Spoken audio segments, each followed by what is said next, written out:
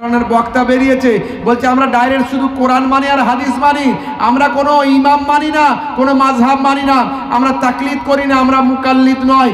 ভাইরা আমার, তরুণ যুবকেরা আমার, দেখবেন এই পশ্চিমবঙ্গে খুব তোলপাড় করছে দুটো একটা বক্তা। একটা হলো রাজমিস্ত্রি ছিল আগে, এখন শায়েখ হয়ে গেছে। আর একটা হলো মোবাইল রিপেয়ারিং করতো, গান ভরে দিত মোবাইলে, দেখবেন গান ভরার ছবিগুলোও ইন্টারনেটে আছে। এখন বড় শায়েখ হয়ে গেছে, বাংলা পড়ে শায়েখ, বাংলা পড়ে বক্তা হয়। সমাজে অনেক লোক নাম রেখেছে না, আব্দুর রশিদ আছে না, নাম আছে আব্দুর রশিদ, এই নাম রাখা হারাম। হ্যাঁ, হলো তো, চলবে না। হ্যাঁ, একদম নয়। গোলাম মাহবুদ নাম আছে না, আছে, এই নাম রাখা হারাম। ব্যাস, সামলাও। জাহাঙ্গীর নাম আছে, চলবে না, চলবে না। শাহজাহান নাম আছে, চলবে না। ইয়াসিন চলবে না, এসব নাম রাখা চলবে না। যে নামের অর্থ হয় না সে নাম রাখা ইসলামে নাজায়েজ, চলবে না। আল্লাহর নামের আগে আব্দু শব্দ লাগানো যাবে। আল্লাহর নাম রশিদ, আল্লাহর নাম আছে নাকি? বলছে নাই, এই নামগুলো খুব সাবধান। রশিদ আল্লাহর নাম নেই। আবার অন্য জায়গায় বলেছে যাদের এই নামগুলো আছে, বললাম তাদের যদি নাম থাকে নতুন করে ফের আকিকা দিতে হবে, বুঝতে পারছি। আর তারা যখন বিপদে পড়ে, ওই যে যারা বলে আমরা ডাইরেক্ট কোরআন মানি আর হাদিস মানি, আমরা কোনো মাযহাব মানি না, পীর মানি না, ওলি মানি না, সব বলে না, হ্যাঁ হ্যাঁ, তারা তখন কি করে, তারা তাদের ওপরের র্যাঙ্কে শায়েখকে ফোন করে, শায়েখ এই বিপদে পড়েছি, কোরআন হাদিসে পাচ্ছি না, কি করব? শায়েখ বলে দিল। অর্থাৎ ঠেলায় পড়লে এরা শায়েখের কাছ থেকে জানে, আর আমরা ঠেলায় পড়লে ইমামে আজম আবু হানিফার কাছ থেকে জানি। এখন এদের ওই মোবাইল রিপেয়ারিং করা শায়েখ ভালো, এদের ওই রাজমিস্ত্রিওয়ালা শায়েখ ভালো, না আমাদের ইমামে আজম আবু হানিফা তার থেকে বেশি জ্ঞানী কে? ভিডিওটি সম্পূর্ণ দেখুন। এক ধরনের বক্তা বেরিয়েছে না, বলছে আমরা কোরআন মানি আর হাদিস মানি, কোনো আমরা মাযহাব মানি না। আছে না নাই? আছে না নাই? এক ধরনের বক্তা বেরিয়েছে, বলছে আমরা ডাইরেক্ট শুধু কোরআন মানি আর হাদিস মানি, আমরা কোনো ইমাম মানি না, কোনো মাযহাব মানি না, আমরা তাকলিদ করি না, আমরা মুকাল্লিদ নয়। ভাইরা আমার, তরুণ যুবকেরা আমার, দেখবেন এই পশ্চিমবঙ্গে খুব তোলপাড় করছে দুটো একটা বক্তা।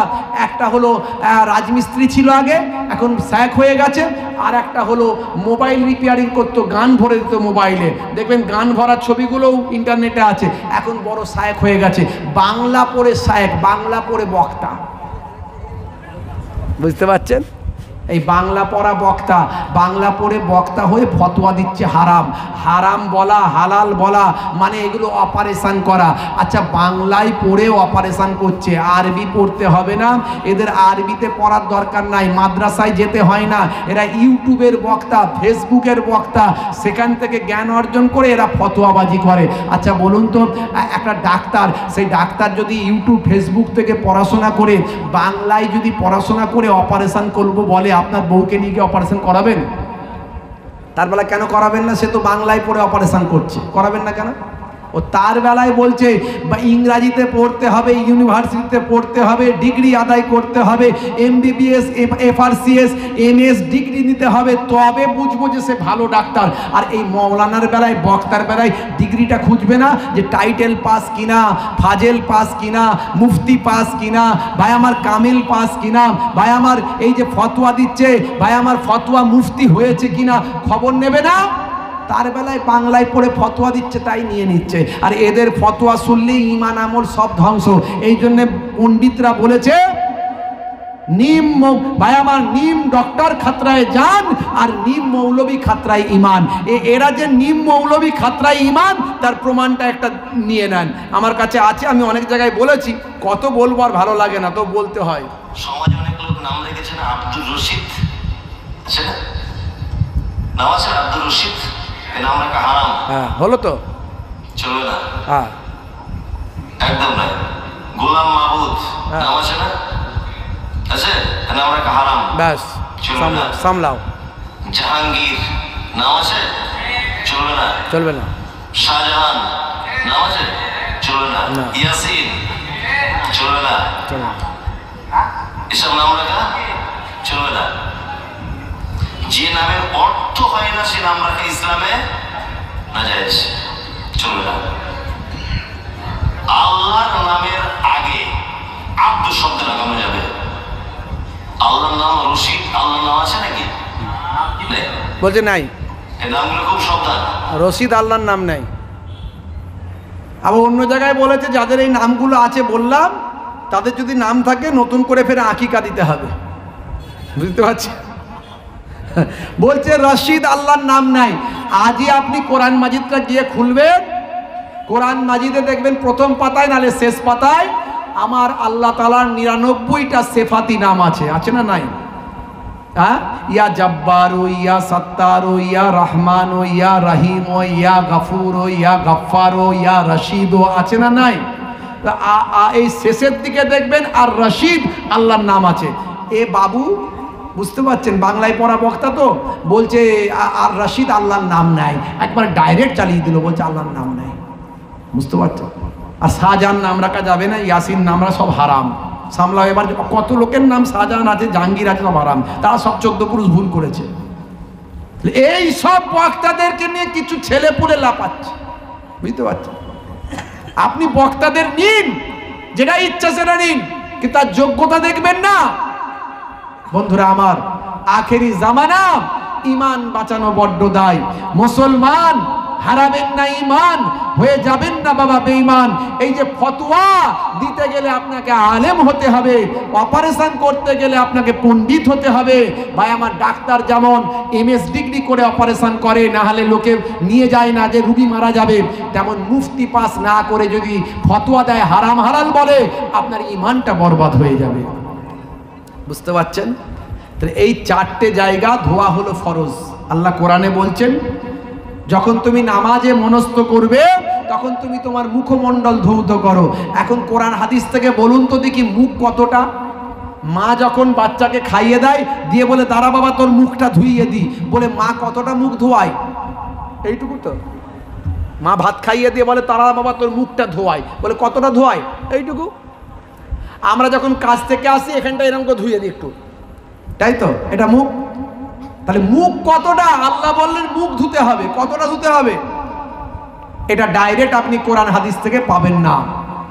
আপনি পটি করার পরে, পটি বাথরুম, টয়লেট, পায়খানা, গোটা বাংলায় বলে দিন, বুঝতে পারবেন না।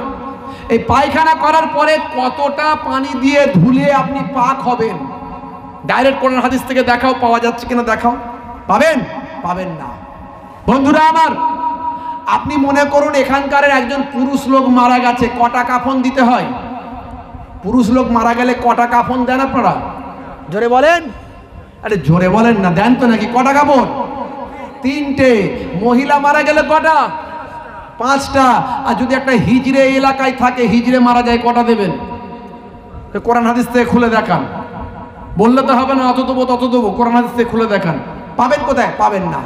তাহলে যখন আমরা ডাইরেক্ট কোরআন হাদিস থেকে পাই না, তখন আমরা আমাদের ইমাম, মাযহাবের ইমাম, ছোটখাটো ইমাম নন, ইমামে আযম আবু হানিফা রাহমাতুল্লাহ আলাইহি, তিনি সাহাবাদেরকে দেখেছিলেন। নবীকে যারা দেখে তাদের সাহাবী বলা হয়, আর সাহাবীদের যারা দেখে তাদের তাবেঈ বলা হয়। আর ইমামে আযম আবু হানিফা সাহাবীদের দেখেছিলেন, তিনি সাহাবীদের দেখে যে জ্ঞান অর্জন করেছিলেন সেটা আমাদের শিখিয়েছেন। ভাইরা আমার, সেই ইমামে আযম আবু হানিফাকে আমরা জিজ্ঞাসা করি, হে ইমামে আযম, আমরা কোরআন হাদিস থেকে বের করতে পারছি না, আপনি এটা বলে দিন যে কোরআন হাদিস পড়ে কি বুঝেছেন, সেই মাসলাটা কি হবে? বুঝতে পারছেন? আর তারা যখন বিপদে পড়ে, ওই যে যারা বলে আমরা ডাইরেক্ট কোরআন মানি আর হাদিস মানি, আমরা কোনো মাযহাব মানি না, পীর মানি না, ওলি মানি না, সব বলে না। হ্যাঁ হ্যাঁ, তারা তখন কি করে?